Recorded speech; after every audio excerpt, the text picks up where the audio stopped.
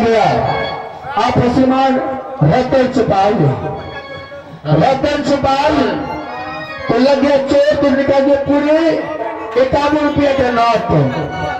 हमारे कंपनी का इससे बहुत बहुत धन्यवाद, लाख लाख शुक्रिया, बहुत बहुत धन्यवाद। मछली को घर में मखना है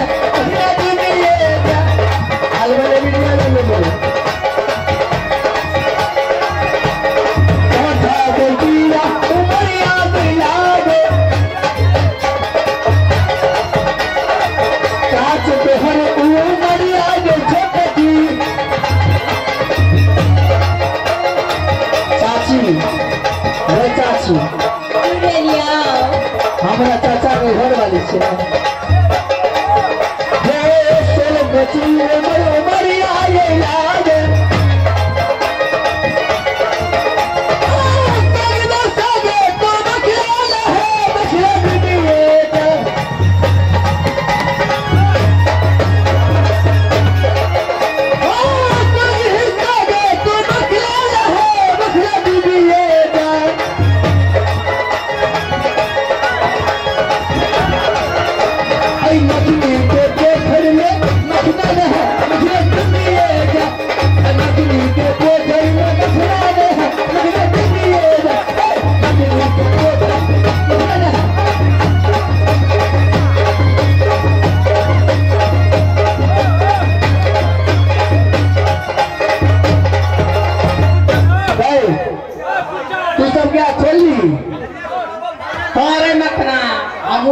खोल दिए।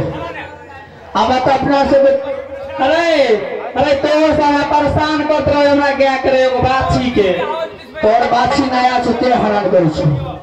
सुन न अब अपना से गुल्ली गुल्ली खेल ले। हां रे चल खेले ले आकी गुल्ली डंडा खेल गुल्ली गुल्ली।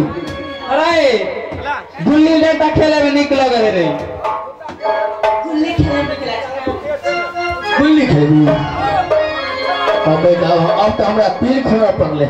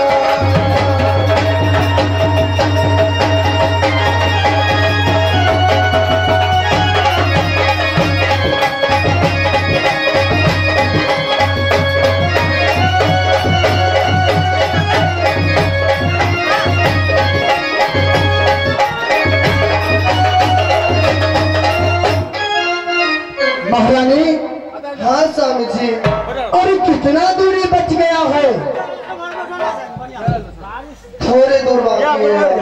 महारानी मुझे तो कुछ कुछ याद आ रहा है, शायद लगता है कि मैंने जादमपुर से चलते चलते शायद तरही ओलार तक आ चुका हूँ। हमें भी लगता है कहीं तो मैं तो गोली कार में गई। और तुम्हारी तो ये नहीं घर है, हर खेत हर खलिहान हर मैदान और हर चीज तुम्हें यहाँ की यादाश्त होगी। हाँ हाँ तो एक बात बताओ, सही में ये तरही ओलार है कि नहीं? दरिया औलाद है। तो तरही ओलार है तो यहाँ तो मखना मखनी हर रोज गैया चराने के लिए अवश्य आता है। दिख तो रहा है थोड़ा बहुत। तो जा करके और यहाँ देखो मखना मखनी आया है आज की नहीं।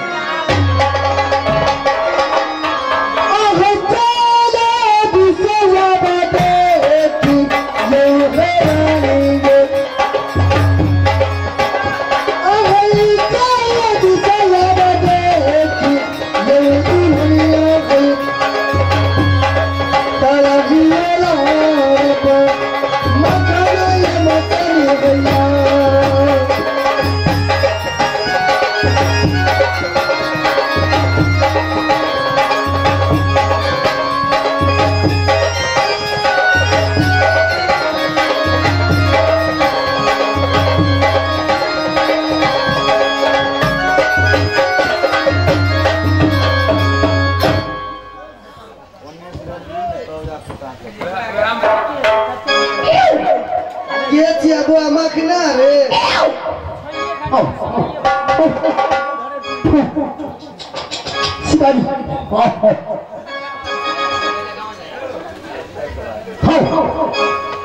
अरे नहीं चिन लिया तोरा मालिक के बहन छियो। की नाम भेल? बारी अलबेलिया नैहर घाटमपुर सासुर जादमपुर। ये बुच्ची रखिए रे मखना मखनी रे मखना हगाई दपला मालिक बहिन आब गेले तो रे मालिक बहिन है रे